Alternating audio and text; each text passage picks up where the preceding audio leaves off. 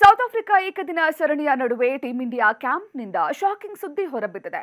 Team India dressing ರೂಮ್ನಲ್ಲಿ ಎಲ್ಲವೂ ಸರಿಯಿಲ್ಲ ಅನ್ನೋದು ಮತ್ತೆ ಬಟಾಬಯಲಾಗಿದೆ. ರೋಹಿತ್ ಶರ್ಮಾ, ವಿರಾಟ್ ಕೊಹ್ಲಿ ಹಾಗೂ ಗೌತಮ್ ಗಂಭೀರ್ ನಡುವೆ ಮೌನ ಯುದ್ಧವೇ ನಡೀತಿದೆಯಂತೆ.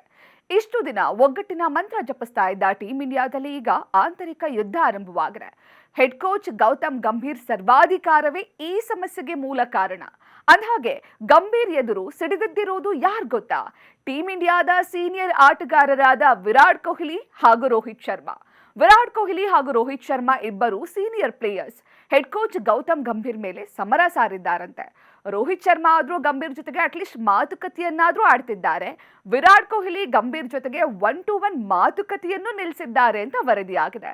ಡ್ರೆಸ್ಸಿಂಗ್ ರೂಮ್ನಲ್ಲಿ ಆರಂಭವಾಗಿರೋ ಈ ಮೌನ ಯುದ್ಧ ಇದೀಗ ಬಿಸಿಸಿಐನ ತಲೆ ಕೆಡಿಸಿದೆ. 2025ರ IPL ನಡುವೆಯೇ ಟೆಸ್ಟ್ ಫಾರ್ಮ್ಯಾಟ್ಗೆ ರೋಹಿತ್ ಶರ್ಮಾ, ವಿರಾಟ್ ಕೊಹ್ಲಿ ನಿವೃತ್ತಿ ಘೋಷಿಸಿದ್ದು ನಿಮಗೆ ಗೊತ್ತಾ ಇದೆ.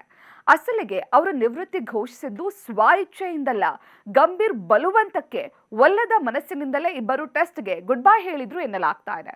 ಅದಾದ ಬಳಿಕ ಒನ್ ಡೇ ಫಾರ್ಮ್ಯಾಟ್ನಲ್ಲೂ ಇಬ್ಬರನ್ನ ಹೊರಗಿಡಲು ಹಲವು ಪ್ರಯತ್ನಗಳು ನಡೆದಿದ್ದು ರಹಸ್ಯವಾಗೇನು ಉಳಿದಿಲ್ಲ.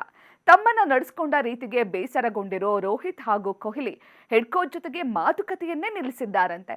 ಸೌತ್ ಆಫ್ರಿಕಾ ವಿರುದ್ಧದ ಸರಣಿಯಲ್ಲಿ ರೋಹಿತ್ ಶರ್ಮಾ ಹಾಗೂ ವಿರಾಟ್ ಕೊಹ್ಲಿ ಸಪರೇಟ್ ಆಗಿ ಅಭ್ಯಾಸ ನಡೆಸಿದ್ರು. ರಾಂಚಿಗೆ ಗಂಭೀರ್ ಬಂದಿಳಿಯೋದ್ರೊಳಗೆ ರೋಹಿತ್ ಹಾಗೂ ಕೊಹ್ಲಿ ತಮ್ಮ ಅಭ್ಯಾಸವನ್ನ ಮುಗಿಸಿದ್ರು.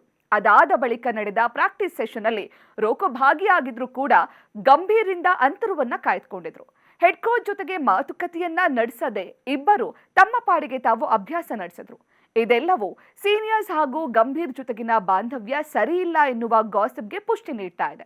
ಈ ಸಮಸ್ಯೆಗೆ ಆದಷ್ಟು ಬೇಗ ಬಿಸಿಸಿಐ ಮದ್ದು ಹಚ್ಚಬೇಕಿದೆ. ಇಲ್ಲ ಅಂದ್ರೆ ಈ ಬಿಕ್ಕಟ್ಟು ದೊಡ್ಡ ಮಟ್ಟಕ್ಕೆ ಸೃಷ್ಟಿಯಾದ್ರೆ ನಷ್ಟ ಭಾರತೀಯ ಕ್ರಿಕೆಟ್ಗೆ.